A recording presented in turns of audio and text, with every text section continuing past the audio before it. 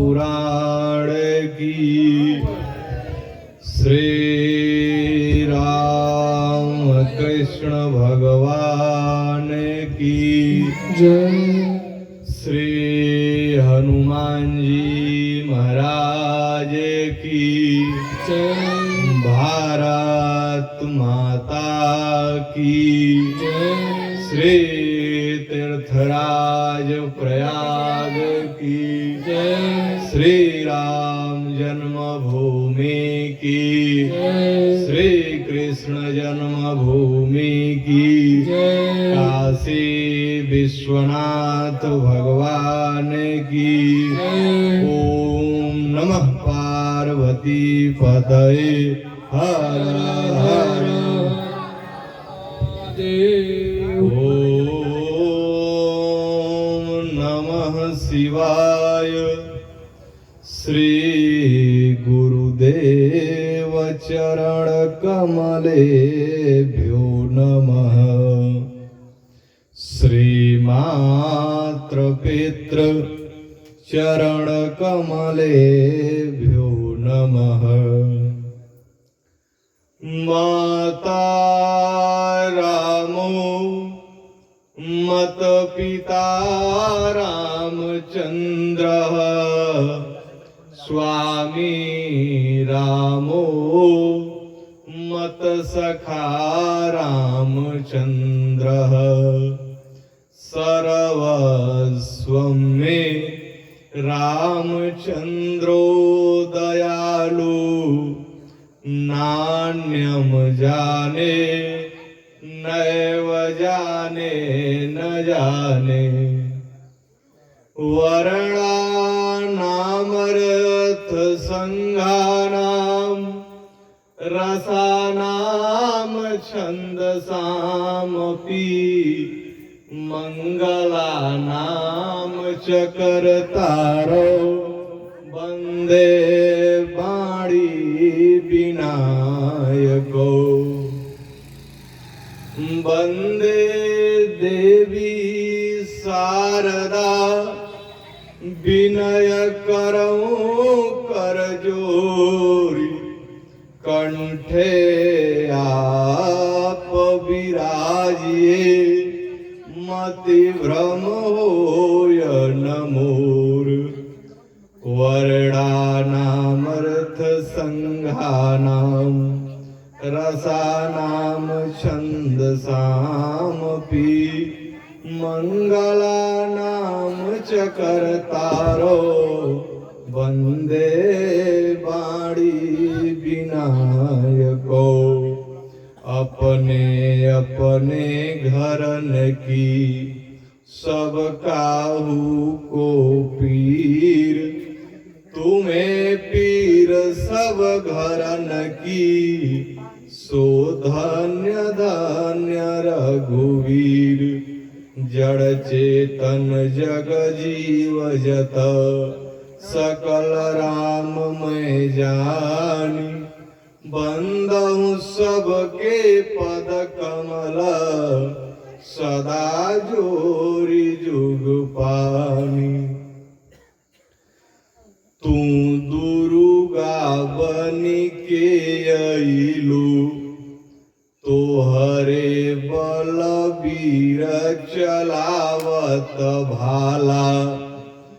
माई सरस्वती तू बनलू तोहरी कृपा कविता बनी जाला।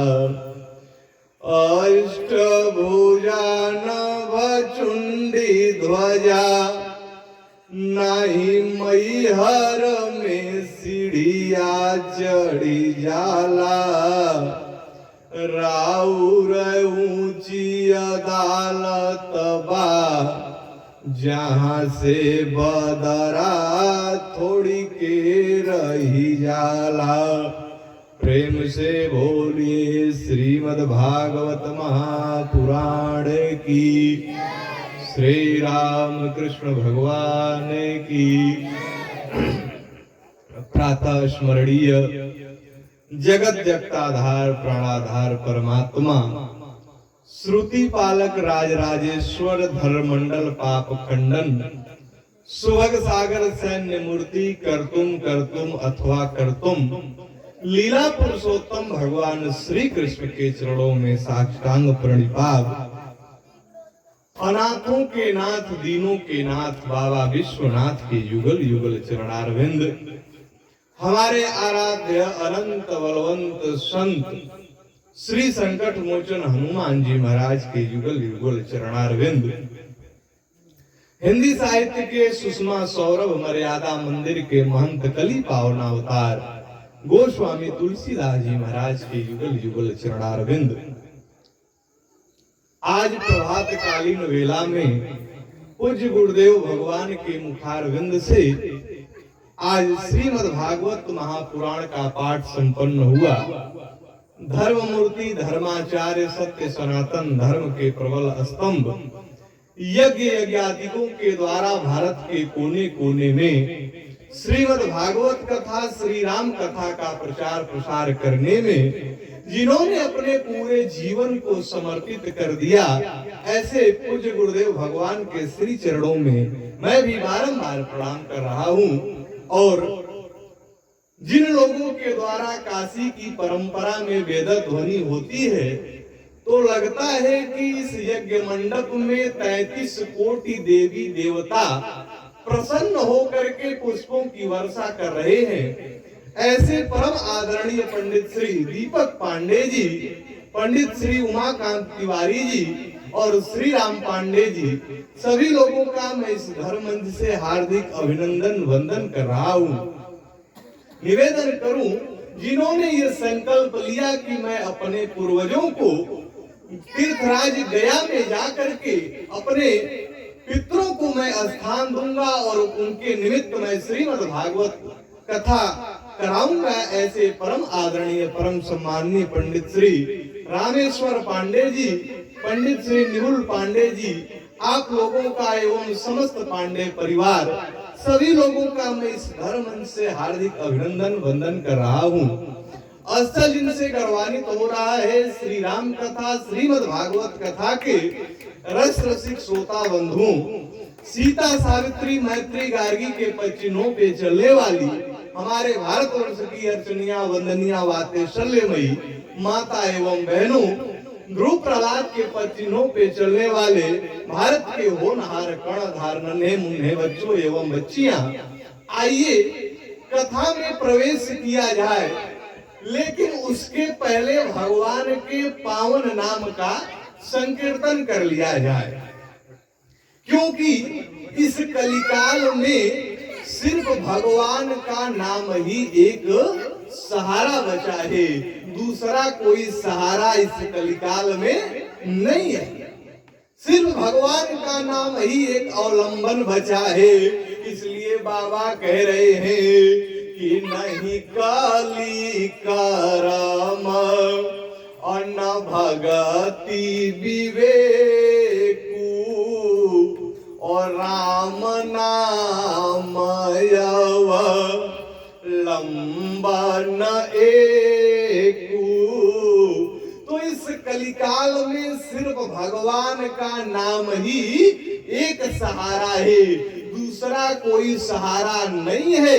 इसलिए निवेदन करूं, और कुछ लोगों के मन में विचार आएगा कि पंडित जी पहले आप कथा प्रारंभ करने से पहले भी आप कीर्तन कराते हो और कथा के बाद भी कीर्तन कराते हो, तो ये दो बार कीर्तन कराने की क्या आवश्यकता है, एक ही बार कीर्तन हो जाए। लेकिन निवेदन करूं, हमारी माताएं बैठी है, ये बहुत अच्छे ढंग से समझेंगी। जब ये रोटी बनाती हैं तो आप लोग देखे होंगे कि थोड़ा आटा और रखती है, और रोटी को जब बेलती है ना तो दोनों तरफ आटे को लगाती है, दोनों तरफ। एक महात्मा जा रहे थे, उन्होंने इस दृश्य को देख लिया। महाराज जी ने पूछा, कहा कि अरे माँ, आप दोनों तरफ ये आटा क्यों लगा रही हो? उस समय मैया ने कहा, महाराज जी, यदि हम दोनों तरफ आटा नहीं लगाएंगे तो ये रोटी आपस में फंस जाएगी, आपस में सट जाएगी। तब मैया ने कहा कि ये आपस में सट जाएगी। उस समय महाराज जी ने भी कह दिया कि जैसे रोटी के दोनों तरफ यदि आटा नहीं लगेगा तो रोटी फंस जाएगी, और उसी प्रकार से कथा के बीच में दोनों तरफ यदि कीर्तन नहीं कराया जाएगा तो जीव का उद्धार नहीं होगा, वो भी इस भवसागर में फंस जाएगा, बाहर निकलने वाला नहीं है। इसलिए सदैव दोनों बार कीर्तन कराया जाता है। और निवेदन करूं, भगवान के नाम का जिन जिन लोगों ने सहारा लिया उनका तो कल्याण हो गया। जब यदि आप भगवान के सहारे जिस दिन हो जाओगे उस दिन आपका कल्याण हो जाएगा, लेकिन भगवान के प्रति समर्पित होना पड़ेगा। और एक बात निवेदन कर दूं, यही बता करके फिर आज के पारायण पाठ में जो प्रसंग आया है, आज के पारायण पाठ में भी नाम की महिमा हुई। अजामिल की कथा आई है। नारद जी को दक्ष ने श्राप दे दिया। नारद जी ने दक्ष के 60,000 पुत्रों को संत बना दिया। प्रहलाद जी की कथा, बहुत सी कथाएं आई हैं। आज पारायण पाठ में संपन्न हुआ पूज्य गुरुदेव भगवान के द्वारा। और निवेदन करूं, मेरा ये प्रयास रहता है, मैं यदि आप लोगों का विचार रहेगा तो श्रीमद् भागवत कथा से ही सब कुछ बोला जाएगा, लेकिन मेरा ये प्रयास रहता है कि मानस और भागवत को लेकर के चला जाए, उसमें और आनंद आता है। इसीलिए मैं किसी न किसी एक बिंदु को केंद्र में रख करके आप लोगों के बीच सेवा करने का प्रयास करता हूँ। निवेदन करूं, भगवान के नाम में उतनी शक्ति है जितना कि पापी व्यक्ति पाप नहीं कर सकता। प्रेम से बोलिए सियावर रामचंद्र भगवान की। शांति से बैठ जाओ बेटा, 1 घंटे तक आनंद आएगा। शांति से बैठो, क्योंकि निवेदन करूं, जब प्लेन कथा होती है, जब प्लेन कथा होती है बिना संगीत के, तो वक्ता की मन स्थिति इतना शांत होनी चाहिए। अच्छा, हम लोग ऐसे वक्ता भी हैं गुरु के कृपा से कि देख करके कुछ बोलने का अभ्यास है नहीं है। जो परमात्मा की कृपा होती है वही निकलता है। और संगीत में तो थोड़ा मदद मिल जाता है, लेकिन ऐसे बोलने में जैसे डॉक्टर ऑपरेशन करता है, तो आप लोग देखे होंगे कि डॉक्टर का जो ऑपरेशन वाला कक्ष होता है वो बड़ा एक किनारे रहता है, बड़ा शांत जगह। क्योंकि यदि डॉक्टर जब ऑपरेशन करता है तो वहां शोरगुल नहीं होना चाहिए, और नहीं तो पेट को काट करके ऑपरेशन करने के बजाय कहीं और कैसी चल जाएगी, मन स्थिति उसकी बिगड़ी, तो इसलिए बड़ा शांत रहना पड़ता है। और जो प्लेन वक्ता जब कथा करता है तो उसकी भी मन स्थिति वही होती है। उसको कहना चाहिए राम, जब आप लोग डिस्टर्ब करेंगे तो मुंह से निकलेगा आम, और सुबह में फिर चर्चा होगी कि पंडित जी तो आम कह रहे थे।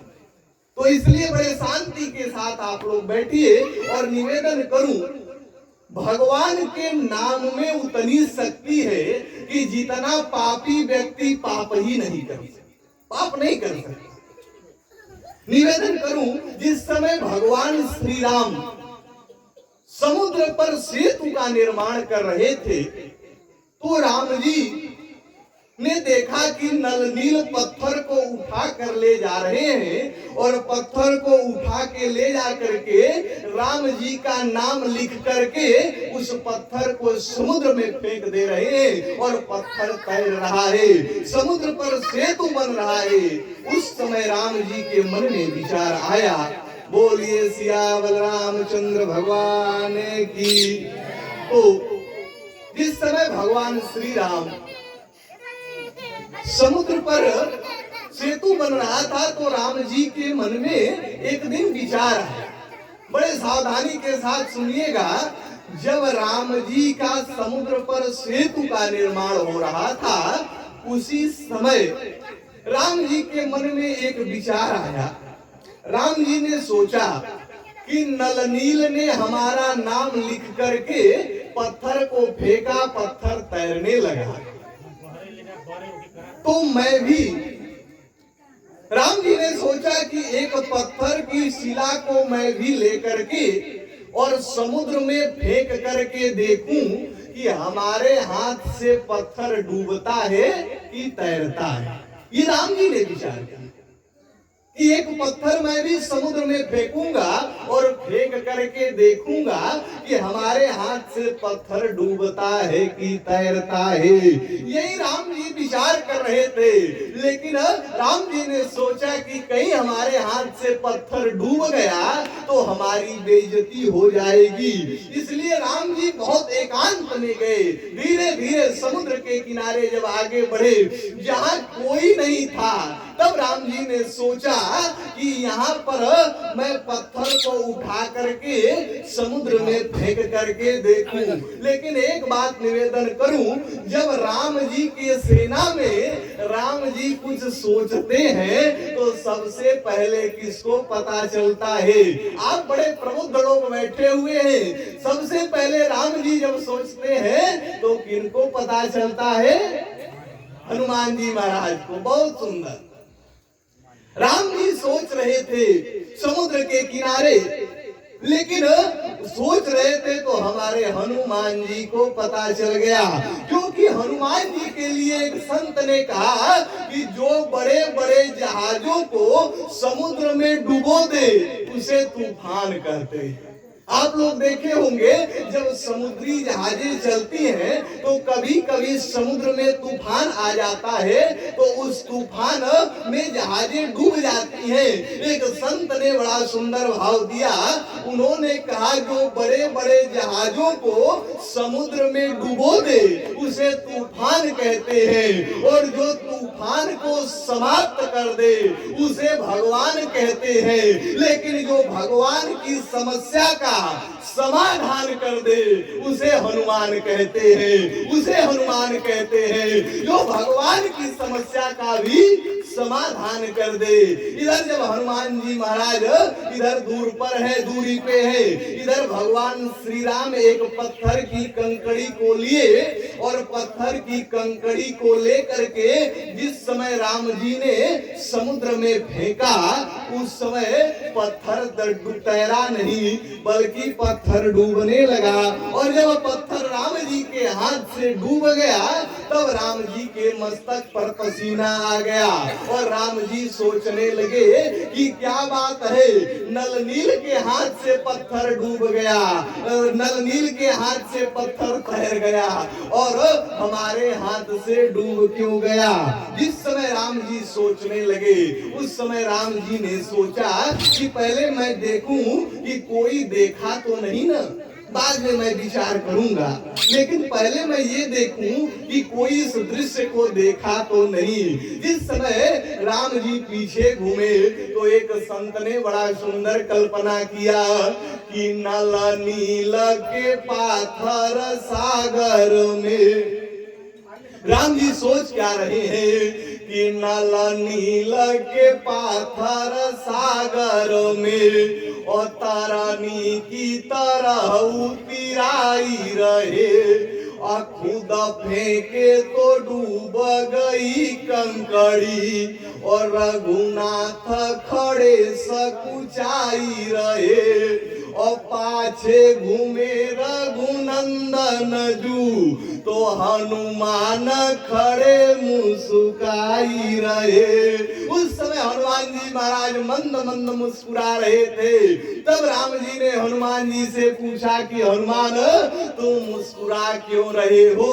तो हनुमान जी ने कहा कुछ नहीं प्रभु, मैं ऐसे ही हंस रहा हूँ। राम जी ने कहा नहीं नहीं हनुमान बताओ बात क्या है। उस समय हनुमान जी ने कहा कि प्रभु मैं इसलिए मुस्कुरा रहा हूँ कि आपके हाथ से पत्थर डूब गया।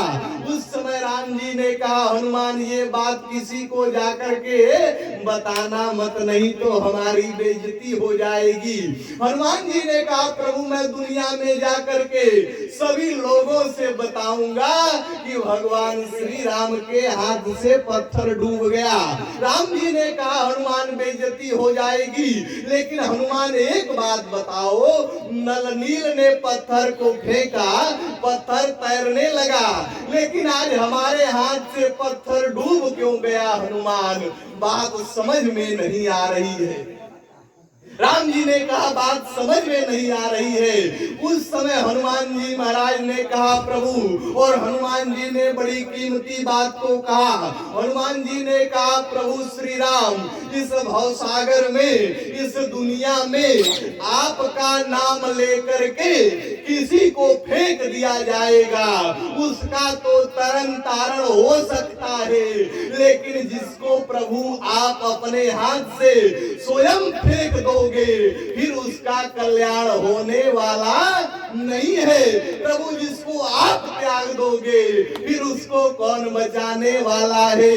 इसलिए परमात्मा से भी बड़ा उनका नाम है। बाबा की लेखनी उठी और बाबा ने लिख दिया कि सन्मुख होई अजीव मोहि जावही, तो जन्म कोटिया घर और ना सहित वही। तो इसलिए आइए परमात्मा के सन्मुख होने का एक ही उपाय है कि उनके नाम का भजन किया जाए, उनके नाम का संकीर्तन किया जाए और मधुर मधुर ताली बजाते हुए। अच्छा, ताली का बड़ा महत्व है। निवेदन करूं, हमारी माताएं बैठी हैं, एक कान में ये आभूषण पहनती है, उस आभूषण का क्या नाम है? बाली। पंडित जी बता रहे हैं बाली।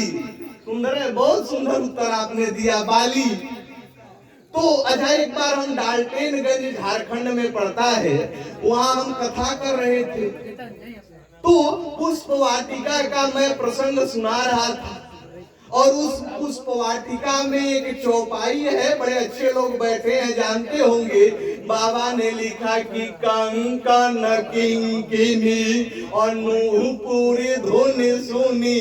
तो जिस समय उन्होंने कहा कंकन किंकनी, तो हमने पूछ दिया कि अच्छा बताइए, कंगन माने तो कंगन हो गया, किंकिनी माने करधनी माताएं पहनती हैं, ये नूप, हमने पूछा कि ये कंगन माने तो कंगन हो गया, और किंकिनी माने करधनी, और ये नूपुर माने क्या होता है? तो उन्होंने कहा महाराज जी, नूपुर माने ये पैर का गहना होता है।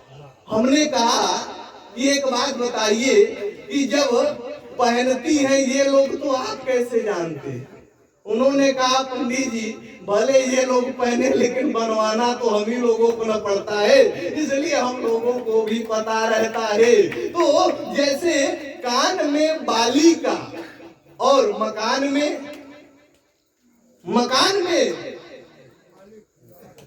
आवाज आ रही है नाली का, बहुत सुंदर। जैसे आपने कितना ही बढ़िया मकान बनवा दिया, लेकिन यदि आपके मकान में नाली नहीं है, आप देखे होंगे बड़े प्राचीन आजकल मकान जो है, जो पहले से बने, उनका जो निकास है वो ठीक नहीं रहा, इसलिए वो मकान गिर जाते हैं। तो जैसे कान में बाली का, मकान में नाली का, और बाग में माली का, और ससुराल में हम समझी रहे थे। बोलिए सियावर रामचंद्र भगवान की। लेकिन आप लोग उत्तर बदल लीजिएगा, ससुराल में गाली का। जैसे कान में बाली का, कीर्तन में ताली का, और मकान में नाली का, ससुराल में गाली का बड़ा महत्व है। इसलिए आइए मधुर मधुर ताली बजाते हुए भगवान के पावन नाम का संकीर्तन कर लिया जाए। उसके बाद आज के पारायण पाठ में जो प्रसंग आए हैं उसी में किसी न किसी एक को केंद्र में रख करके आप लोगों के बीच में सेवा करने का प्रयास करूंगा।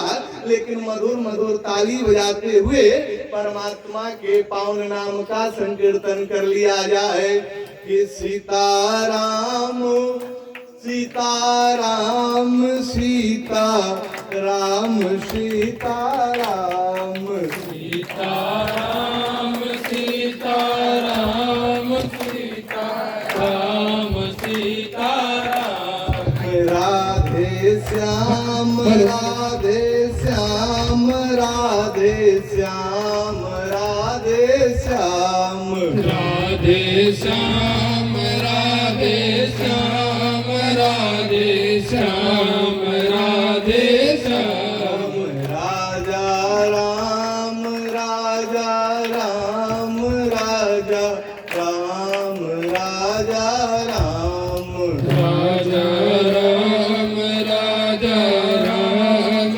राजा राम राजा राम राधे श्याम राधे श्याम राधे श्याम राधे श्याम राधे श्याम राधे श्याम राधे श्याम राधे श्याम यह नाम बनाया प्रथम पूज्य गणपति जी को पल में मिल गया यही अवलंब नाम सबरी को जंगल में लाखों का बेड़ा पार किया पहुँचाया हरि के धाम सीताराम सीताराम सीताराम सीताराम राधे श्याम राधे श्याम राधे श्याम राधे श्याम राधे श्याम राधे श्याम राधे श्याम राधे श्याम ब्रह्मा के चारों वेदों में यह नाम उचरता है। शिव जी के मानस मंदिर में दीपक सा जलता है। नारद के बीड़ा पर बजता यही है सुंदर नाम सीताराम सीताराम सीताराम सीताराम राधे श्याम राधे श्याम राधे श्याम राधे श्याम राधे श्याम राधे श्याम राधे श्याम राधे श्याम बजरंग बली के बल में इसकी महिमा भारी है। ध्रुव और विभीषण को भी बूटी प्यारी है। प्रहलाद भी जपते थे निसी वासर आठों याम सीताराम सीताराम सीताराम सीताराम राधे श्याम राधे श्याम राधे श्याम राधे श्याम राधे श्याम राधे श्याम राधे श्याम राधे श्याम प्रेम से बोलिए श्रीमद् भागवत महापुराण की जय। कृष्ण कन्हैया लाल की जय। आइए आज के पारायण पाठ को यदि देखा जाए तो आज के पारायण पाठ में बड़े सुंदर भक्तों की चर्चा आई। प्रहलाद जी कैसे भगवान को खंबे से प्रकट कर दिए आप सभी लोग जानते हैं। प्रहलाद जी की भक्ति जो थी भगवान के प्रति वो बड़ी अडिग थी। और एक बात निवेदन करूं, जिसकी भक्ति, जिसका विश्वास परमात्मा में होता है, वो जीवन में कभी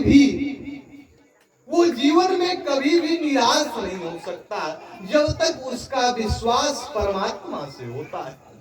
निवेदन करूं, एक दिन की लड़ाई जब महाभारत की चल रही थी, तो एक दिन दुर्योधन ने भीष्म पितामह से कहा, भीष्म पितामह से कहा, दादा आप हमारे तरफ से युद्ध कर रहे हो, उसके बाद भी प्रेम से बोलिए सियावर रामचंद्र भगवान की जय। रिटर्न ही नहीं आ रहा है क्या? नहीं आ रहा है इसके बाद। प्रेम से बोलिए सियावर रामचंद्र भगवान की जय हो। सब ग्रह बोलिए सियावर रामचंद्र भगवान की जय हो। श्री सीताराम। उधर जा रहा है, ये नहीं आ रहा। श्री सीताराम, श्री सीताराम, रहने दीजिए। श्री सीताराम, ठीक है। श्री सीताराम। इको भी आ रहा है, उनसे कह दीजिए कि रोज रहा करें। श्री सीताराम। और इको भी हो गया चालू। श्री सीताराम। हाँ वहां कर रहा है पूरा, एक आवाज को 3 बार बोल रहा है।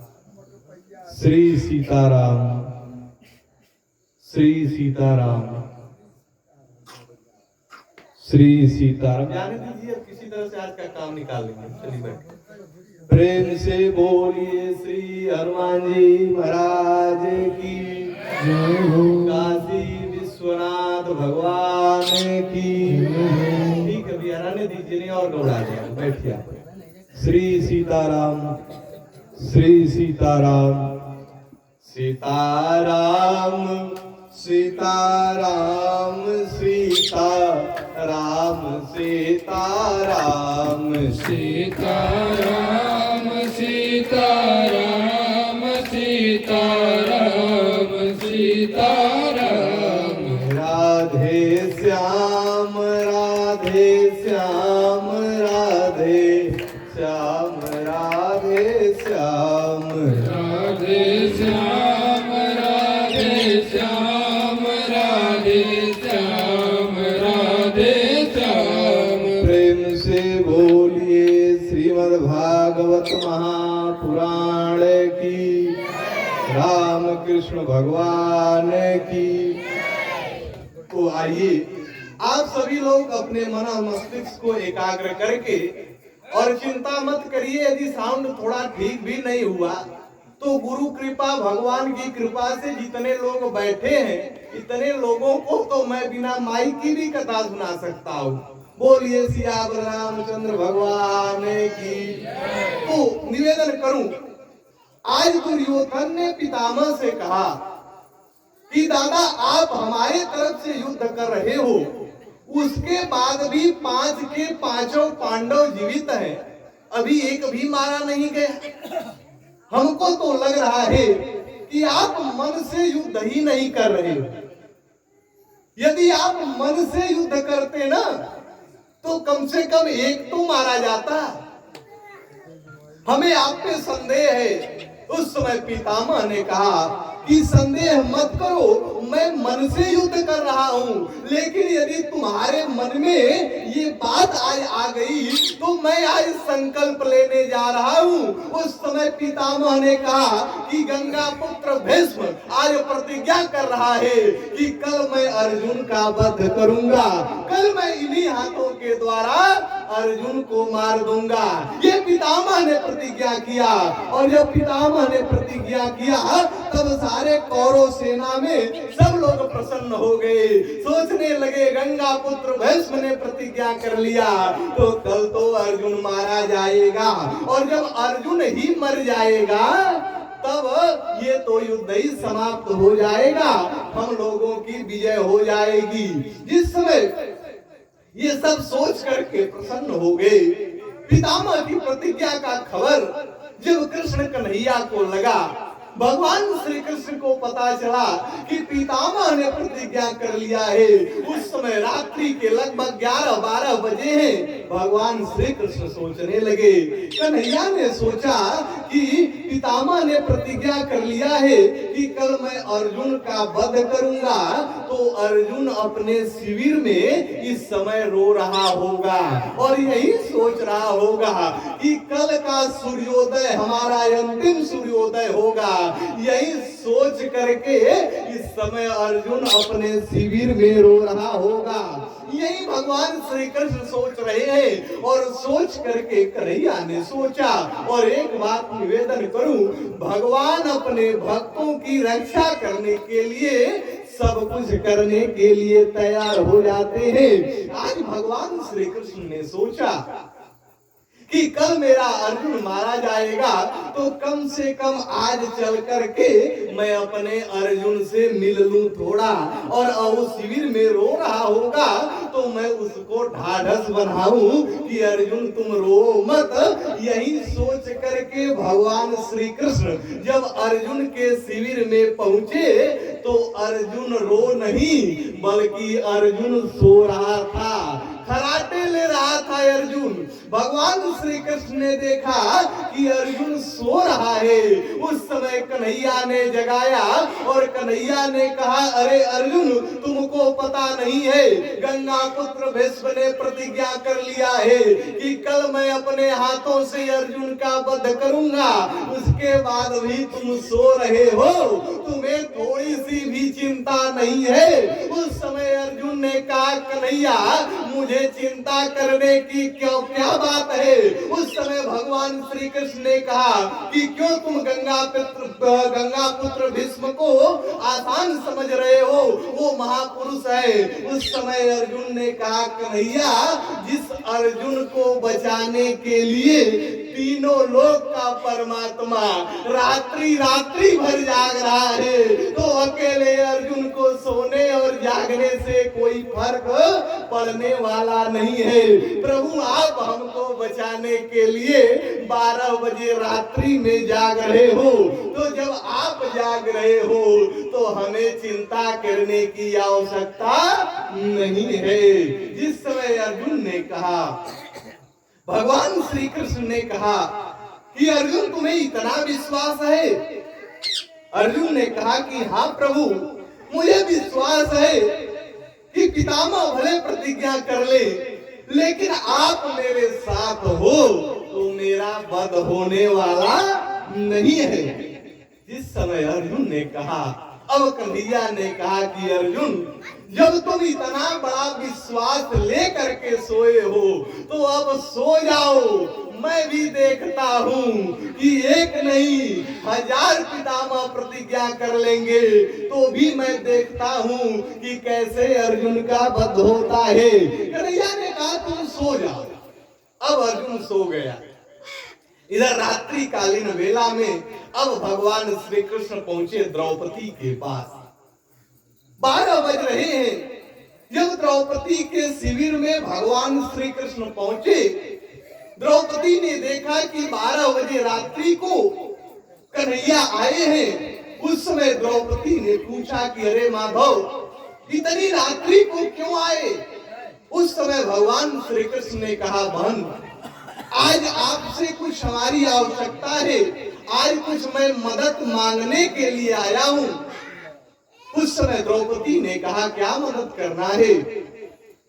भगवान श्री कृष्ण ने कहा कि तुरंत तुम तैयार हो जाओ, तुरंत। द्रौपदी ने कहा 12 बजे रात्रि को कहां लेकर के जाओगे कन्हैया? उस समय भगवान श्री कृष्ण ने कहा कि मुझे बात करने का समय नहीं है बहन, तुम तैयार हो जाओ। और उधर जब से पितामह प्रतिज्ञा किए थे तब से वो अपने शिविर में वो भी रो रहे थे कि कल इन्हीं हाथों के द्वारा मैं अर्जुन का वध कर दूंगा। इसलिए पितामह को भी ग्लानि है, अपने शिविर में रो रहे हैं। आज कन्हैया ने द्रौपदी से कहा कि द्रौपदी तुम तैयार हो जाओ। और जब द्रौपदी तैयार हो गई तो अब द्रौपदी है स्त्री, भगवान श्री कृष्ण है पुरुष। तो रात्रि में 12 बजे स्त्री और पुरुष का साथ में चलना ठीक नहीं है। इसलिए भगवान श्री कृष्ण भी आज नारी का स्वरूप बना लिए। कन्हैया भी द्रौपदी के साथ नारी का स्वरूप बना लिए। उन्होंने भी साड़ी को पहन लिया, अपने बालों को बांध लिया, अपने होठों पे लालिमा को लगा लिया। वही संडिल पहन करके द्रौपदी के साथ भगवान श्री कृष्ण भी चलने लगे। एक संत ने बड़ा सुंदर कल्पना किया कि नारी का वेश बना नटवर। आज भगवान श्री कृष्ण नारी का स्वरूप बना लिए। अब विचार करिए कि हम और आप कितना हो किसी से प्रेम कर ले, लेकिन कोई ये कहे कि आप हमारे लिए चूड़ी पहन लो तो हम लोग पहनने के लिए तैयार नहीं होंगे। लेकिन धन्य है परमात्मा भगवान कि अपने भक्त की रक्षा करने के लिए आज वो साड़ी भी पहन लिए। और निवेदन करूं, एक बार एक प्रेमी ने अपने प्रेमिका से कहा कि एक बात बताओ, मैं तुमसे बड़ा प्रेम करता हूं, कहो तुम्हारा नाम कहां लिख दूं? अपने हाथ पे लिख लूं, अपने कहीं जहां कहो तहां लिख लूं? उस समय उसने कहा कि नहीं, यदि आप लिखवाना ही चाहते हो तो आप अपने संपत्ति के दस्तावेज पर लिखवाएं। दस्तावेज पर सारा प्रेम खत्म हो गया। लेकिन आज भगवान श्री कृष्ण अपने भक्त को बचाने के लिए नारी का भी स्वरूप बना लिया।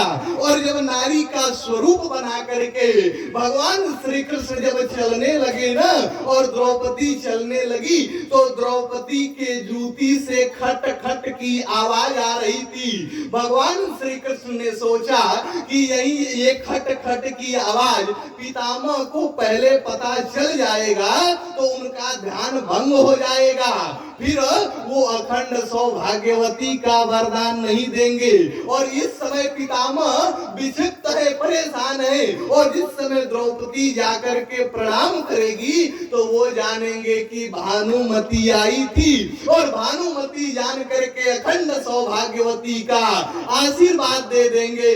तो संतों का आशीर्वाद चाहे जान से निकले चाहे अनजान से निकले, आशीर्वाद तो आशीर्वाद होता है। यही सोच करके भगवान श्री कृष्ण जिस समय चल रहे हैं तो द्रौपदी के जूती से खट खट की आवाज आ रही थी। भगवान ने सोचा कि यदि ये आवाज सुन गए पितामह तो पहचान लेंगे। और एक बात निवेदन करूं, भगवान श्री कृष्ण ने आज द्रौपदी के जूती को लेकर के अपने पीतांबर में लपेट लिए। कन्हैया द्रौपदी की जूती को पीतांबर में लपेट करके अपने हाथ से दबा लिए। और विचार करिए, भगवान अपने भक्त की रक्षा करने के लिए जूता चप्पल भी ढोने के लिए तैयार है। और निवेदन करूं, जब भगवान श्री राम का विवाह हुआ तो विवाह के बाद चारों भाई कोहबर में गए। कोहबर में, और कोहबर में जाने की प्रथा है, सभी लोग जाते हैं। अच्छा, वहां हमारी माताएं मजाक हंसी मजाक करती हैं दूल्हा से। एक बार एक दूल्हा कोहबर में गया तो जो चारपाई पे दूल्हे को बैठना था उसी चारपाई के नीचे ये 4-5 मिट्टी का कुल्हड़ रख दी थी। और जब वह दूल्हा बैठा तो वो फूटने लगा। ये सब हंसी मजाक करने लगी कि दूल्हा बड़ा मोटा है, चारपाई टूट रही है। गजब गजब मजाक करने का तौर तरीका होता है। लेकिन जब भगवान श्री राम कोहबर में गए, जब चारों भाई कोहबर में पहुंचे तो मिथिलानियों ने क्या किया कि सीता जी की जूती को एक कपड़े में लपेट करके और एक कोन में रख दी। और जब कोन में रख दी ना, और जब चारों भाई पहुंचे, उस समय मिथिलानियों ने राम जी से कहा कि राम जी आप इनको प्रणाम करिए। राम जी ने पूछा ये कौन है? उस समय मिथिलानियों ने कहा यहाँ की ये कुल देवी हैं, आप इनको प्रणाम करिए। वो सोच रही थी सब कि ये प्रणाम करेंगे तो हम लोग कपड़ा को हटा देंगे, और कपड़ा जब हट जाएगा तो राम जी लज्जित हो जाएंगे, ये हंसी मजाक अपना करेंगी। अंतर्यामी भगवान श्री राम तो समझ गए कि उसने क्या है। उस समय राम जी ने कहा कि देखो, यदि यहाँ की ये कुल देवी है तो यहाँ सीता रहती है, और सीता से कह देना प्रणाम कर ले। मैं प्रणाम करने वाला नहीं हूं, मैं प्रणाम नहीं करूंगा। जिस समय राम जी ने कहा तो बगल में लक्ष्मण जी खड़े थे। मिथिलानियों ने कहा कि आप तो देखने में बड़े सीधे लग रहे हो, आप ही प्रणाम कर लो, काम आगे बढ़ाया जाए। लक्ष्मण जी ने कहा हम कितने सीधे हैं, ये तो परशुराम जी और जनक जी जानते हैं कि हम कितने सीधे हैं। उस समय राम जी ने कहा कि राम जी जब मना किए तो लक्ष्मण जी ने भी कह दिया कि जिस चीज का परित्याग हमारे भैया ने कर दिया, तो जब बड़ा भाई ने परित्याग कर दिया तो छोटे भाई का अधिकार नहीं है कि वो प्रणाम करे। लक्ष्मण जी ने भी मना कर दिया। अब बगल में खड़े हैं शत्रुघ्न जी। मिथिलानियों ने कहा कि आप ही प्रणाम कर लो, बात आगे बढ़े। शत्रुघ्न जी ने भी यही बात कह दिया कि जिस चीज का दो बड़े भाइयों ने परित्याग कर दिया हो तो वहां छोटे को कोई अधिकार नहीं है कि अपने इच्छा से कुछ करे। लेकिन वही बगल में खड़े थे भैया भरत। भरत जी के नेत्रों से अश्रु की धारा पूरित हो रही थी।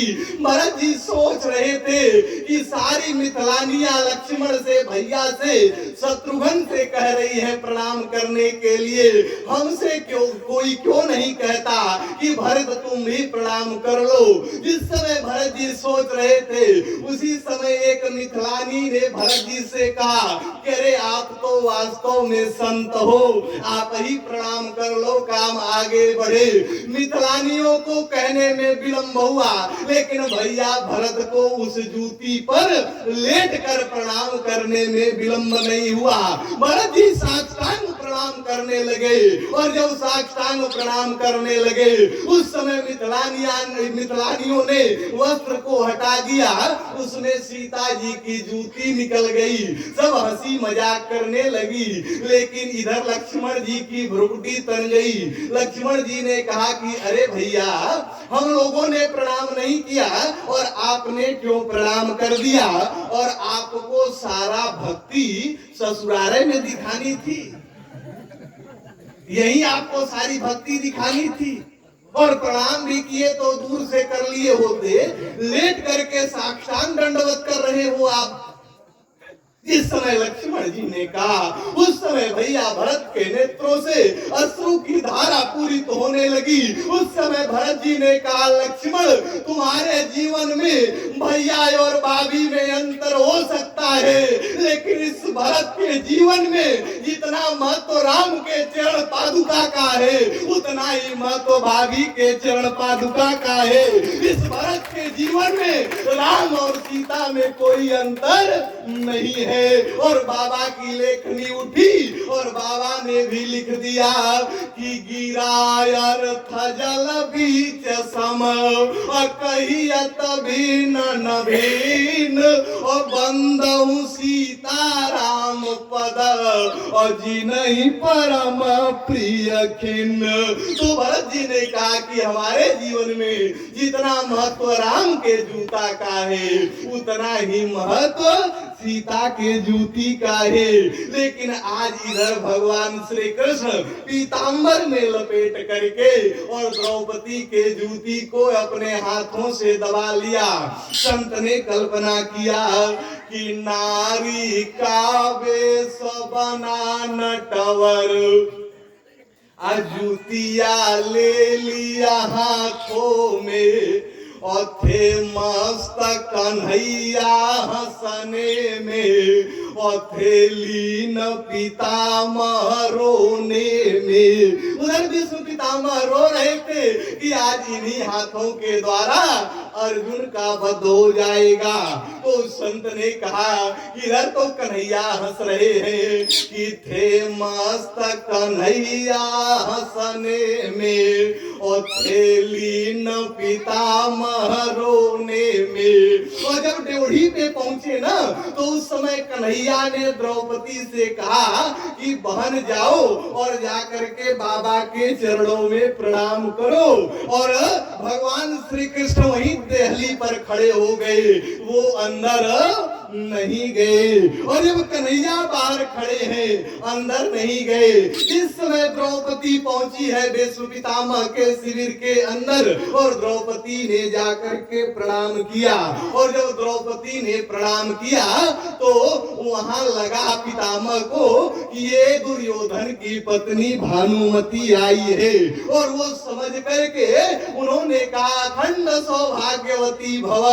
जिस समय पितामह ने कहा अखंड सौभाग्यवती भव, उस समय द्रौपदी ने अपने घूंघट को उघारा। और जब घूंघट को उसने उघारा उस समय द्रौपदी ने कहा कि अरे बाबा आप कब कब प्रतिज्ञा बदल देते हो, बात समझ में नहीं आती है।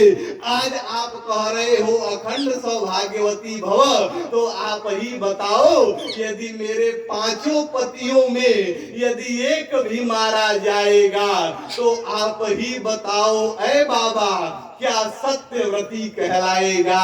आपने जो प्रतिज्ञा किया है कि मैं अर्जुन का वध करूंगा, यदि आपने मेरे पति को मार दिया तो आपके वरदान का क्या होगा।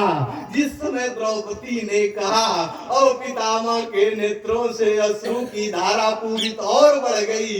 पितामह ने कहा कि द्रौपदी अब तो तुम ठीक कह रही हो, लेकिन एक बात बताओ वो छलिया कहाँ है जो तुम्हें हमारे तक लेकर के आया, वो कृष्ण कन्हैया कहाँ है। उस समय द्रौपदी ने कहा बाबा चल के दरवाजे की स्थिति देख लीजिए। जिस समय पितामह दरवाजे की तरफ गए, भगवान श्री कृष्ण दौड़ करके भागने लगे। और जब कन्हैया भागने लगे तब तक कन्हैया का पीताम्बर पितामह के हाथ में आ गया। और पीताम्बर को जब पितामह ने पकड़ करके खींचा, उस समय पीताम्बर से द्रौपदी की जूती गिर गई। और जिस समय द्रौपदी की जूती गिरी है उस समय विष्णु पितामह के नेत्रों से अश्रु की धारा पूरित होने लगी। पितामह ने कहा कि जिस भक्त को बचाने के लिए तीनों लोग का परमात्मा जूता चप्पल ढोने के लिए तैयार है, उसको मैं कौन होता हूँ मारने वाला। तुलसीदास जी की लेखनी उठी और बाबा ने लिख दिया कि करही सदा तीन की रखवारी, अजिमी बालक खनी महतारी। तो निवेदन करूं जैसे भगवान अपने भक्तों की रक्षा करते हैं, वैसे ही माँ अपने बेटे की रक्षा करती है। एक बार एक माँ अपने बेटे को लेकर के अपने गोद में तेल से मालिश कर रही थी, मालिश। और हम लोग भी देखे हैं ऐसा दृश्य, जब बच्चों का मालिश किया जाता है तो वो सब बार बार अपने पैर को चलाते हैं, बार बार, और वो पैर जाकर के माँ के सीने में लगता है।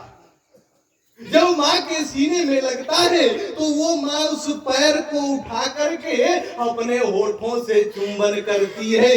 ये दृश्य चल रहा था। एक महात्मा जी जा रहे थे, महात्मा ने उस दृश्य को देख लिया।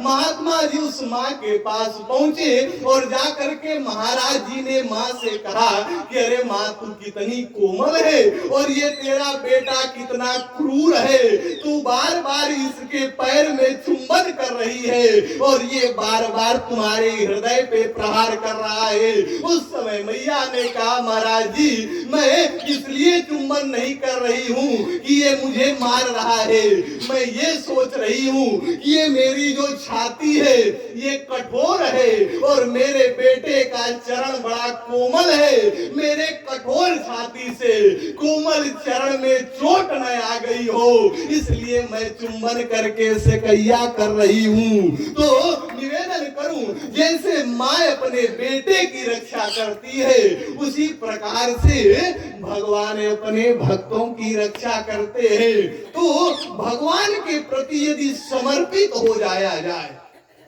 निवेदन करूं, यदि जब व्यक्ति भगवान के प्रति समर्पित हो जाता है, आज के पारायण पाठ में आया कि नारद जी को दक्ष ने श्राप दे दिया। नारद जी को दक्ष ने श्राप दिया। नारद जी को दक्ष ने श्राप क्यों दिया? नारद जी रास्ते से जा रहे थे और 10 दक्ष के जो पुत्र थे 60,000, सारे पुत्र बैठ करके भगवान की उपासना कर रहे थे।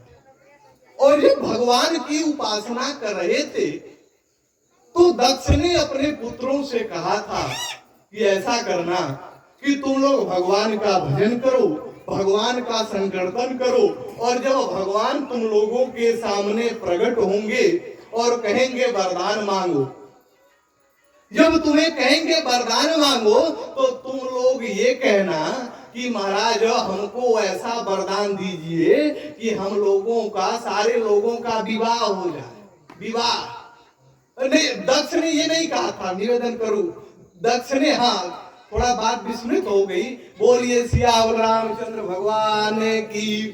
थोड़ा भी इधर उधर होता है तो मन स्थिति बिगड़ जाती है, लेकिन दक्ष ने यही कहा था कि तुम लोग ब्रह्मा जी से कहना कि हम लोगों का विवाह। दक्ष के पुत्र जो थे वो बैठ करके उपासना कर रहे थे। उसी समय जब वो चला गया दक्ष कह करके, तो नारद जी आ गए टहलते हुए, और जब नारद जी आ गए तो नारद जी ने पूछा कि तुम लोग बैठ करके क्यों उपासना कर रहे हो? तो दक्ष के पुत्रों ने कहा कि हम लोग सोच रहे हैं कि ब्रह्मा जी जब प्रकट होंगे तो हम लोग उनसे वरदान मांगे कि महाराज आप ऐसा वरदान दीजिए कि हम लोगों का विवाह हो जाए, सृष्टि का विस्तार हो, आगे सृष्टि चले। नारद जी ने जब सुना तो नारद जी ने कहा कि तुम लोग इतना मूर्ख हो, तुम लोगों को ज्ञान नहीं है कि अरे बड़े भाग्य से ये मनुष्य का शरीर मिलता है और तुम लोग मनुष्य का शरीर पाने के बाद भी यही माया मांग रहे हो, घर परिवार गृहस्थी में जाना चाहते हो। अरे जब तुम लोगों के सामने पितामह ब्रह्मा प्रकट हो तो ब्रह्मा से कह देना कि हे प्रभु आप मुझे ऐसा वरदान दीजिए कि हम लोगों का मोक्ष हो जाए। अब नारद जी ने इतना सुंदर ज्ञान दिया, इतना सुंदर वेदांत का, कि दक्ष के 60,000 पुत्र साधु बन गए, साधु। और जब 60,000 पुत्र संत बन गए, दक्ष को पता चला कि नारद ने हमारे बेटों को साधु बना दिया। उसी समय दक्ष ने नारद जी को श्राप दे दिया। दक्ष ने कहा कि अब ये 2.5 घड़ी से ज्यादा कहीं रुकेंगे ही नहीं और न रुकेंगे न किसी को साधु बनाएंगे। दक्ष ने श्राप दे दिया। निवेदन करूं, दक्ष ने नारद जी को श्राप दिया और आज नारद जी विवाह के लिए मना किए थे कि तुम लोग भगवान से विवाह नहीं, परिवार नहीं, वेदांत का ज्ञान उन्होंने दिया कि तुम लोग भगवान की भक्ति मांगना। लेकिन आज नारद जी को जो श्राप मिला कि ये कहीं रुक ही नहीं सकते, इसलिए आप लोग देखे होंगे कि नारद जी जहाँ रहते हैं खड़े खड़ा बात करते हैं फिर निकल लेते हैं, वो रुक नहीं पाते। लेकिन निवेदन करूं, जिस चाहे कितना ही बड़ा श्राप हो, जब व्यक्ति भगवान के चरणों की भक्ति करता है तो सारे श्राप विफल हो जाते हैं। आज जब देवर्षि नारद उत्तराखंड की पवित्र धरती पर पहुंचे तो नारद जी को वहां का प्राकृतिक सौंदर्य देख के बड़ा सुंदर लगा, और जब बहुत सुंदर लगा वो लेकर के माला बैठे और उनकी समाधि लग गई कि सुमिरता हरि और श्राप गति बाधी असहज विमल मन और लागी समाधि। अब विचार करिए कि जो दक्ष ने श्राप दिया था कि ये कहीं रुक नहीं सकते, आज वही नारद की समाधि लग गई। और जब नारद की समाधि लग गई कि सीम की चाप असकई को तासु तो बड़ा रखवार और रमापति जासु, जो भगवान के प्रति समर्पित हो जाता है तो उसकी रक्षा भगवान करते हैं। जब नारद जी की समाधि लगी तब नारद जी बैठ करके भगवत भजन कर रहे हैं, लेकिन जब नारद जी की समाधि लगी तो सबसे ज्यादा जब हम आप पूजा पाठ करते हैं तो सबसे पहले चिंता किसको होती है? देवराज इंद्र को। इंद्र सोचने लगा कि कहीं ऐसा न हो कि नारद जी परमात्मा से हमारा इंद्रलोक ही मांग ले। अब नारद सोचने लगा कि नारद जी बैठे हैं, इंद्र सोचने लगा कि कहीं ऐसा न हो कि ये हमारा इंद्रलोक मांग ले, इसलिए नारद जी को समाधि से उठाना बड़ा जरूरी है। किसी तरह से ये समाधि से जग जाए, नहीं तो फिर बड़ा गड़बड़ हो जाएगा। जिस समय इंद्र ने विचार किया, अब इंद्र सोचने लगा कि नारद जी की समाधि कैसे खुले। तब उस समय इंद्र ने अपने मित्र कामदेव को याद किया, अपने मित्र कामदेव से कहा, और एक बात निवेदन करूं, वही मित्र है जो अपने मित्र के दुख से दुखी हो और अपने मित्र के सुख से सुखी हो। ऐसे लोगों के लिए ही मित्रोत व्यवहार होता है, नहीं तो जो अपने मित्र के दुख से दुखी नहीं होता, अपने मित्र के सुख से सुखी नहीं होता, ऐसे लोगों के लिए बाबा ने लिख दिया कि जिया जो मित्र दुख अहो ना दुखारी अति नहीं बिलो कत पातक भारी। तो जो मित्र के दुख से दुखी हो वही मित्र होता है। आज इंद्र ने कामदेव से कहा कि जाकर के नारद जी को समाधि से उठा दो, नहीं तो कहीं वो परमात्मा से हमारा इंद्रलोक मांग लेंगे तो फिर बड़ा गड़बड़ हो जाएगा। अब कामदेव आया नारद जी को समाधि से उठाने के लिए, लेकिन निवेदन करूं, जिसके ऊपर परमात्मा की कृपा होती है वहां किसी का कुछ नहीं चलता। आज नारद जी जब भगवत भजन कर रहे हैं उस समय कामदेव आकर के अपना पूरा माया दिखाया, लेकिन नारद के ऊपर कोई असर नहीं पड़ा। नारद के ऊपर कोई असर नहीं पड़ा, और जब नहीं पड़ा पूरी सृष्टि कामाग्न हो गई। लेकिन जब नारद जी पे कुछ फर्क नहीं पड़ा तब कामदेव जाकर के नारद जी के चरणों में प्रणाम करने लगा, नारद जी को प्रणाम करने लगा। और जब प्रणाम करने लगा तब नारद जी की समाधि खुली। पूरा जब अपनी माया को दिखाया तो नहीं खुली, लेकिन जब वो प्रणाम करने लगा तब नारद जी ने अपने नेत्र को खोला, और जब नेत्र को उन्होंने खोला तो नारद जी से वो क्षमा मांगने लगा। कामदेव कहने लगा कि महाराज आप धन्य हो, आप जैसा तो इस धरती पर कोई नहीं है। अरे मैं एक बार भगवान शंकर के पास भी गया था, जिस समय देवाधिदेव महादेव की समाधि लगी थी, फिर देवराज इंद्र ने वहां भी आग्रह करके भेजा था। कामदेव ने नारद जी से कहा कि नारद जी मैं उस समय भी गया था, और जब इंद्र ने भगवान शंकर की समाधि को खुलवाने के लिए कामदेव को भेजा था, उस समय भी कामदेव ने यही विचार किया था कि शिव विरोध ध्रुव और मरण हमारा। वहां भी कामदेव यही विचार किया था कि मैं शिव के विरोध में जाऊंगा तो हमारी मृत्यु हो जाएगी। लेकिन जब कामदेव ने वहां सुंदर विचार किया कि परहित लागी और तजई जे देही तो संतता संत अप्रशंसा हिते। कामदेव ने वहां विचार किया था कि यदि आज भगवान शंकर की समाधि खुल जाती है तो वहां ये था कि तारकासुर का अत्याचार बढ़ा था।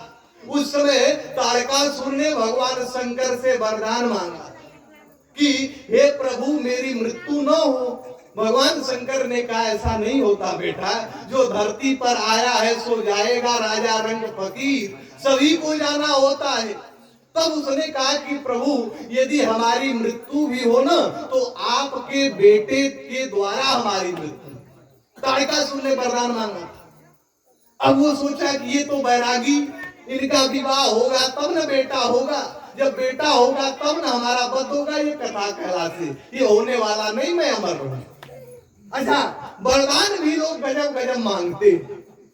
आज के पारायण पाठ में प्रसंग भी आया है भक्त प्रहलाद का। प्रहलाद जी के जो पिता थे हिरण्यकश्यपु, उसने भी परमात्मा से वरदान मांगा था कि मैं न दिन में मरूं न रात में मरूं, न भीतर मरूं न बाहर मरूं, न ऊपर न नीचे। ये इतना इंतजाम उसने किया था कि हमारी मृत्यु न हो। लेकिन निवेदन करूं, यहाँ जो जन्मा है उसकी मृत्यु निश्चित है। जिस दिन जन्म होगा उसी दिन मृत्यु निश्चित हो जाती है। इसलिए ये जो समय मिला है, इस समय में हमें और आपको भगवत भजन करना चाहिए। एक संत ने बड़ा सुंदर भाव दिया कि जिंदगी के भरम नहीं होंगे। एक दिन ऐसी स्थिति आएगी कि जिंदगी के भरम नहीं होंगे, कुछ भी होने के गम नहीं होंगे। एक दिन ऐसी रात आएगी, ये चांदनी होगी, हम नहीं होंगे। ये चांदनी होगी, हम नहीं होंगे। ये सभी के जीवन में आने वाला है। ये एक दिन यहाँ सब कुछ रहेगा, लेकिन हम चाहे आप नहीं रहेंगे। तो जो समय मिला है उस समय में भगवत भजन करना बड़ा जरूरी है। तो आज कामदेव ने विचार किया कि यदि मैं चला जाता हूँ और हमारी मृत्यु भी हो जाती है ना, तो भगवान शंकर यदि जग जाते हैं, विवाह करने के लिए तैयार हो जाते हैं, तो देवताओं का कल्याण हो जाए, देवताओं का। और जब कल्याण होगा तो जो बड़े लोग रहेंगे वो हमारी प्रशंसा करेंगे कि इस कामदेव के वजह से ही आज राक्षसों का वध हुआ है। ये कामदेव ने विचार किया। और एक बात और निवेदन करूं, जो व्यक्ति समाज को जोड़ने का काम करता है, समाज उसको सदैव अपने सिर पे बिठाता है। आप लोग देखे होंगे, जब आप दर्जी के पास जाओगे तो दर्जी का दो मुख्य हथियार होता है। एक तो वो कैंची रखता है और दूसरे सुई। एक कैंची और सुई। कैंची जो होती है वो लगभग 200 रुपए की होती है और सुई जो होती है वो लगभग 1-2 रुपए की, और कैंची जो होती है 200-300 से कम नहीं मिलती। लेकिन आप लोग देखे होंगे, जब दर्जी कपड़े को काटता है तो कैंची नीचे ही छोड़ देता है, लेकिन 2 रुपए की 1 रुपए की जो सुई मिलती है उसको अपने टोपी में लगा लेता है। एक संत पहुंच गए और संत ने कहा कि दर्जी, एक बात समझ में नहीं आ रही है कि तुम 200 रुपए की कैंची को अपने पैर के पास रख रहे हो और 1 रुपए की सुई को अपने मस्तक में टोपी में लगा ले रहे हो, बात क्या है? उस समय दर्जी ने महात्मा जी से कहा कि अरे महात्मन, ये कैंची भले 200 रुपए की है, लेकिन ये काटने का काम करती है, और ये सुई भले 1 रुपए की है, लेकिन ये जोड़ने का काम करती है। तो जो जोड़ने का काम करता है वो सदैव समाज के सर पे बैठता है, और जो तोड़ने का काम करता है वो सदैव समाज में कुचला जाता है। निवेदन करूं, जिस समय भगवान श्री राम ने धनुष को तोड़ दिया, राम जी ने जब धनुष को लिया और धनुष को लेकर के राम जी ने उस धनुष को मध्य से तोड़ दिया कि लेता चढ़ावत और खैचत गाढ़े तो काहू न लखा, और देख सब ठाड़े तो ते ही छन राम, और माध्य धनु तोरा तो भरे भुवन धुनी और घोर कठोरा। इस समय भगवान श्री राम ने धनुष को तोड़ दिया और धनुष को राम जी ने जमीन पर रख दी, जमीन। और जब धनुष जमीन पर गिर गया, तब जो 10,000 राजा पहुंचे हुए थे, राजाओं ने धनुष से प्रश्न किया। जो मैं कहना चाहता, पूरा मैं धनुष यज्ञ नहीं सुनाऊंगा, लेकिन जो कहना चाहता, जिस समय धनुष पृथ्वी पर गिरा हुआ है, राजाओं ने धनुष से प्रश्न किया कि अरे धनुष, तुमको हम लोग मिल करके उठा रहे थे, लेकिन तुम उठे नहीं, राम के हाथ से तुम क्यों उठ गए? उस समय धनुष ने बड़ा सुंदर उत्तर दिया। धनुष ने कहा, अरे राजाओं, कान खोल करके सुन लो, जो श्री राम के हाथ से नहीं उठेगा, फिर वो किसके हाथ से उठेगा? मैं राम के हाथ से उठ गया। उस समय राजाओं ने जब कहा, धनुष ने उत्तर दिया, तब राजाओं ने फिर धनुष से प्रश्न किया। राजाओं ने कहा कि ठीक है, तुम राम के हाथ से उठ गए, बड़ी अच्छी बात, लेकिन राम ने तुम्हें बचाया नहीं ना, राम ने भी तो तुम्हें तोड़ ही न दिया। कौन तुम्हारा सम्मान राम ने कर दिया? उस समय धनुष ने कहा, राजाओं, कान खोल करके सुन लो, यदि मैं अपने आप को टूट गया, तुम लोग हमको तोड़ रहे थे, तो राम और सीता को अलग करने के लिए तोड़ रहे थे, लेकिन मैं टूटा तो आपस में हमने कई लोगों को जोड़ दिया। उस समय राजाओं ने पूछा, तुमने किसको किसको जोड़ दिया? उस समय धनुष ने कहा कि आप जो लोग जनकपुर गए होंगे, तो जनकपुर में एक नदी है, उस नदी का नाम है कमला, और अयोध्या में जो नदी है, उस नदी का नाम है सरजू। ये कमला और सरजू आगे जाकर के आपस में मिल जाती है। धनुष ने कहा कि मैं भले अपने आप को तोड़वा लिया, लेकिन हमने आपस में कई लोगों को जोड़ दिया। उस समय राजाओं ने कहा कि तुमने किसको किसको जोड़ दिया?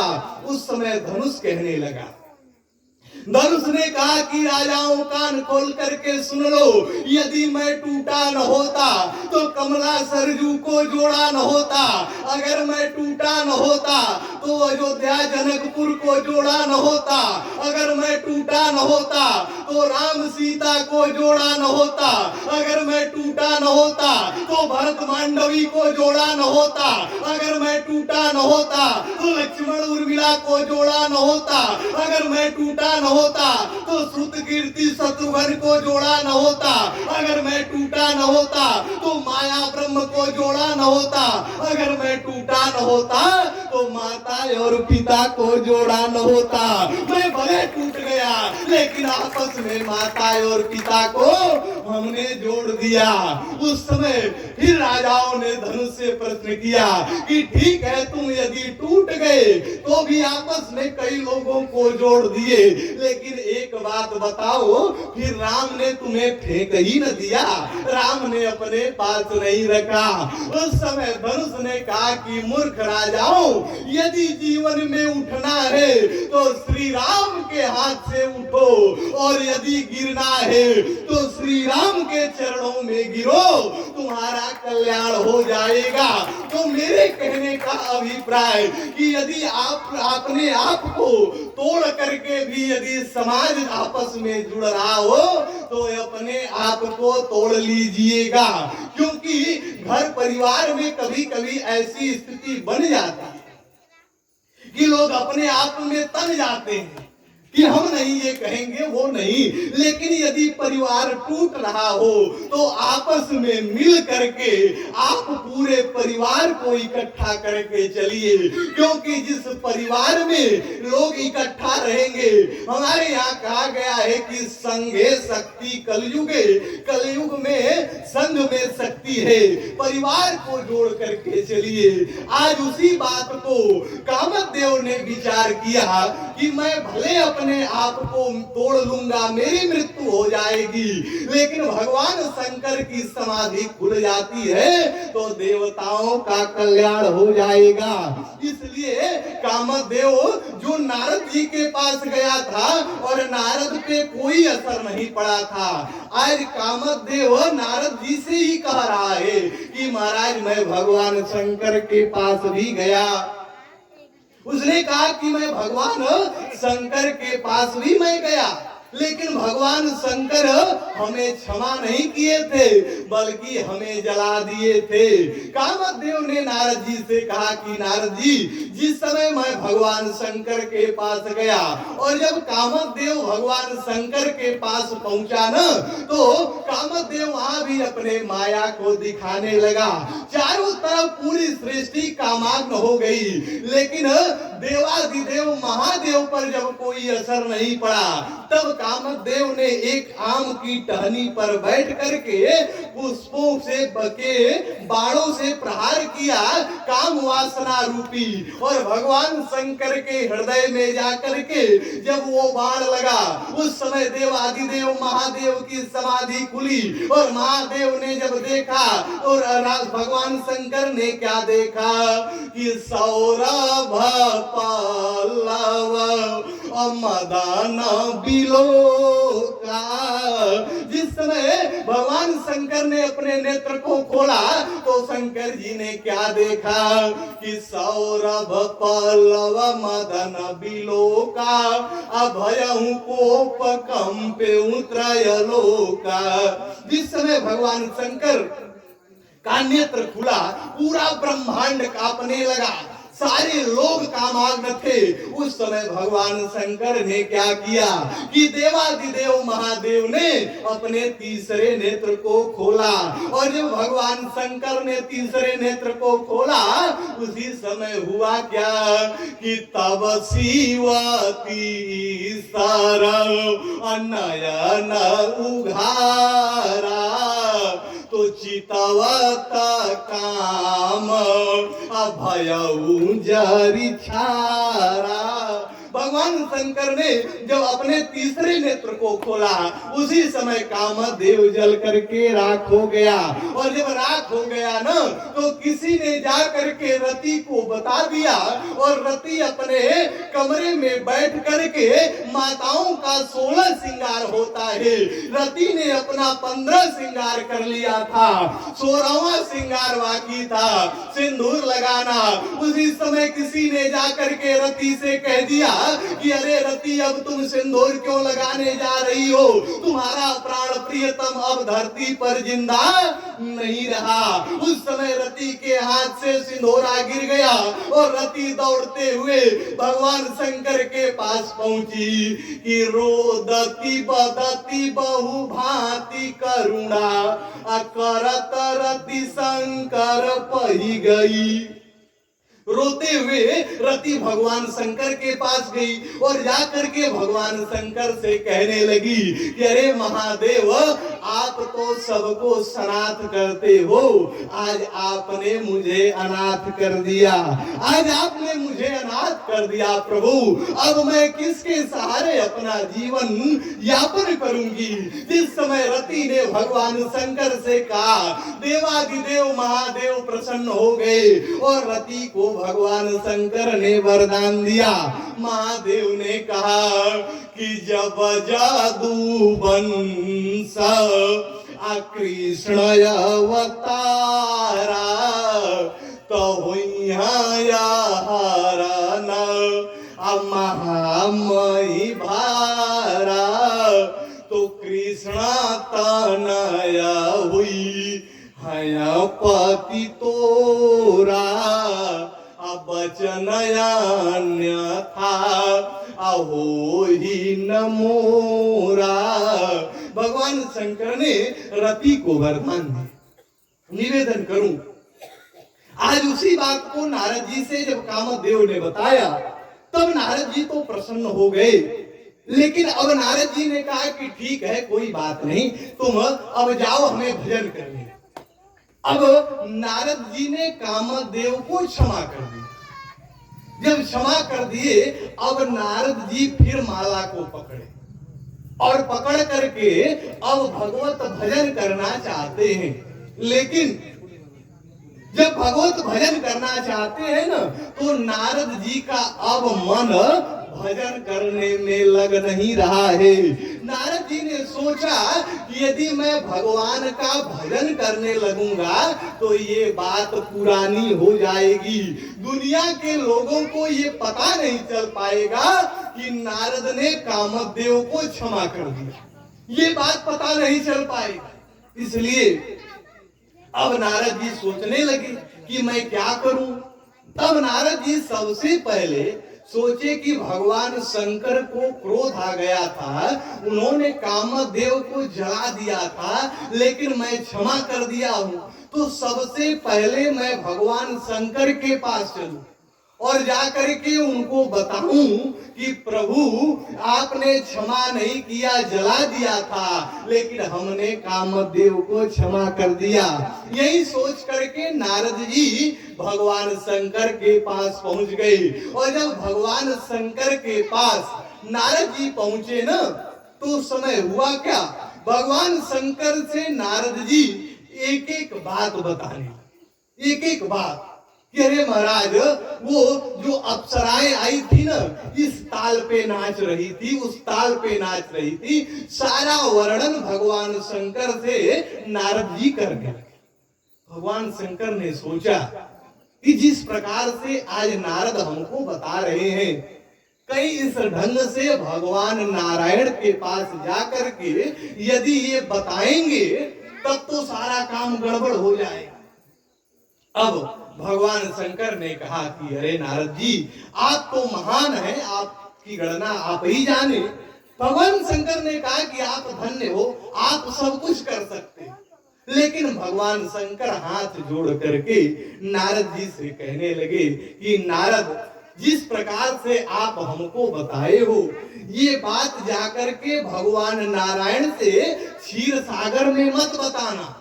यदि इस ढंग से बता दोगे ना, तो फिर होगा क्या कि तुम परमात्मा के माया से बच नहीं पाओगे। लेकिन नारद जी को यहाँ ये लगा कि भगवान शंकर मना कर रहे हैं कि हमारी ही प्रतिष्ठा बनी रहे, हमारा कोई नाम ही न जाने, इसलिए ये मना कर रहे हैं। और भगवान शंकर उनको अपना जान करके आज समझा रहे हैं। लेकिन नारद जी को ये बात ठीक नहीं लगी और नारद जी अपने बीड़ा को उठाए और बीड़ा बजाते हुए और चल दिए भगवान नारायण के पास कि श्रीमन नारायण नारायण नारायण, श्रीमन नारायण नारायण नारायण, श्रीमन नारायण नारायण नारायण, श्रीमन नारायण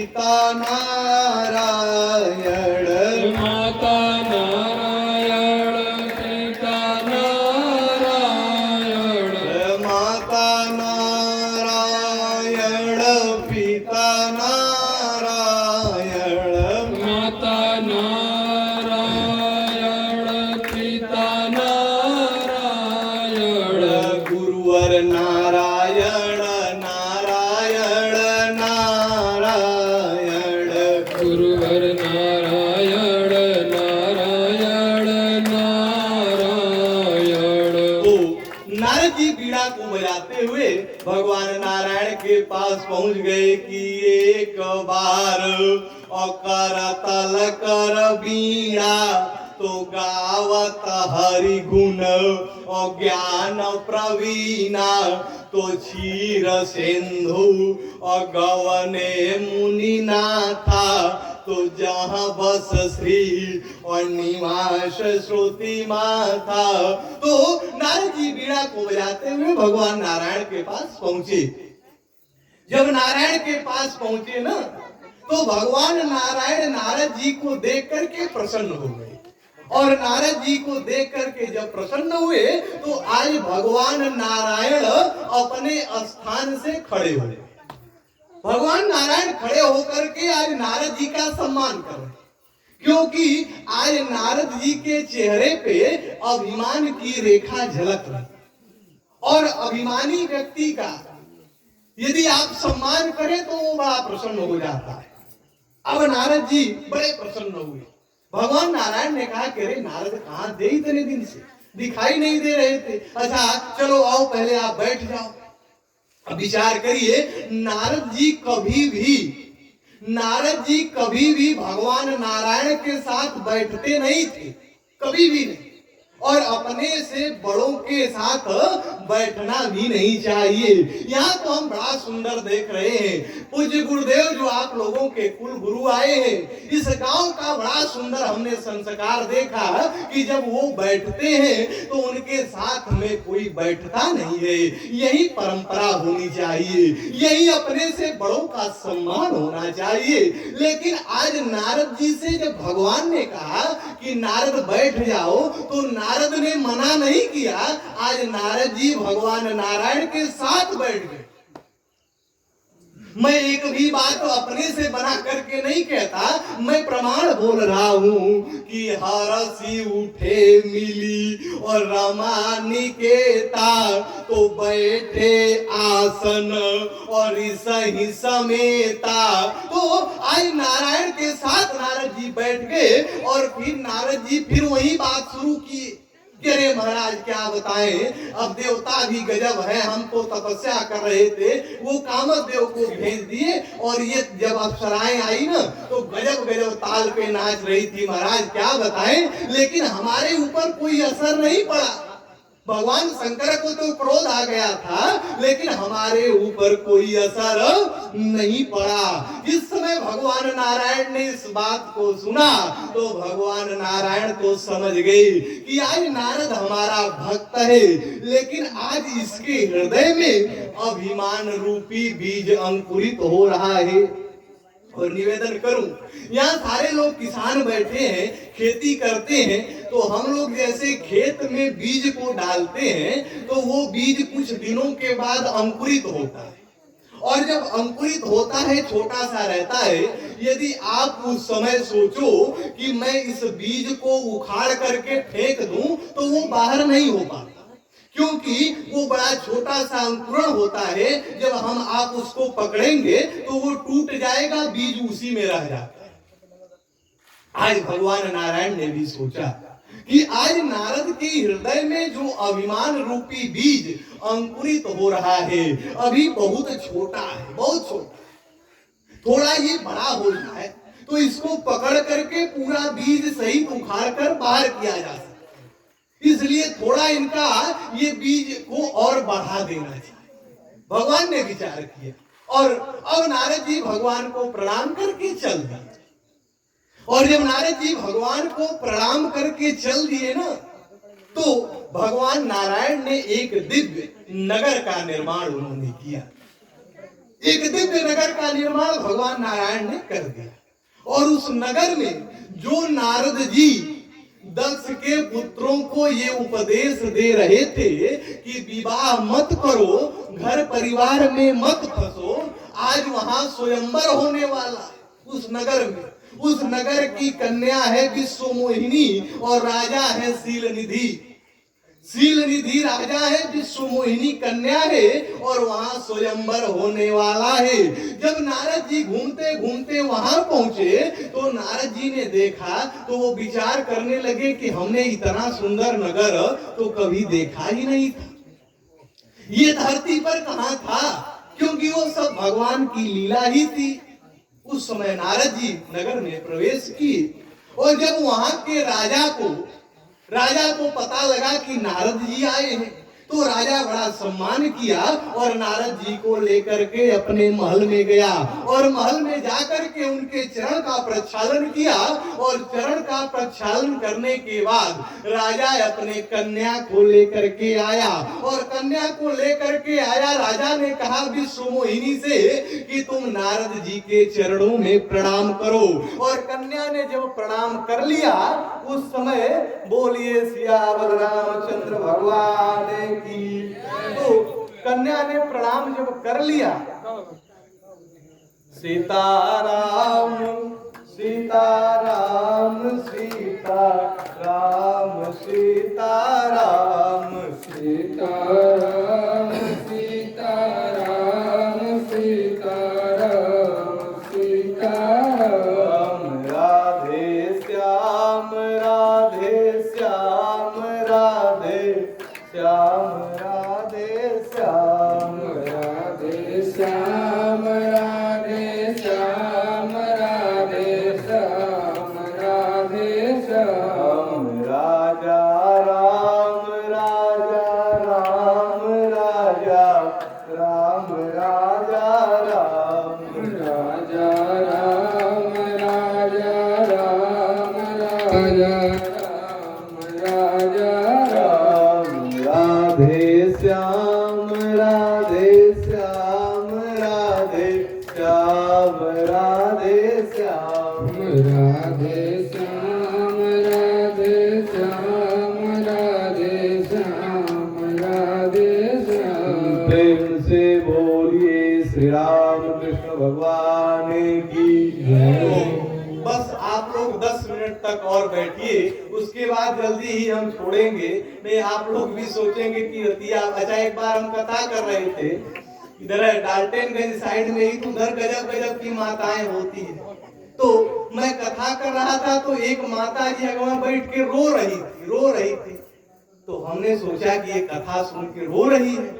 हमने कहा माता जी, जब कथा विश्राम हुई हमने कहा माता जी आप बड़ी श्रद्धालु हो, आप बड़े सुंदर ढंग से कथा सुन रही थी और कभी कभी रो भी रही थी।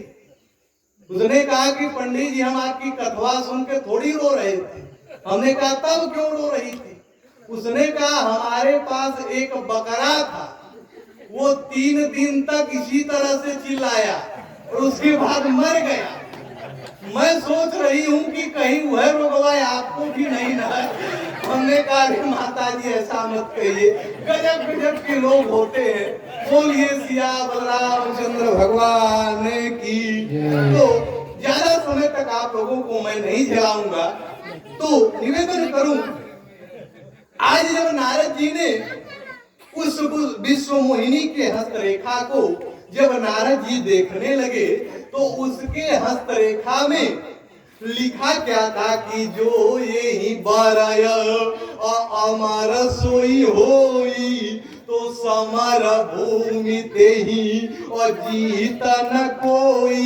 उसके हस्तरेखा में लिखा था कि जो इस कन्या से विवाह करेगा वही विवाह करेगा जो अमर होगा।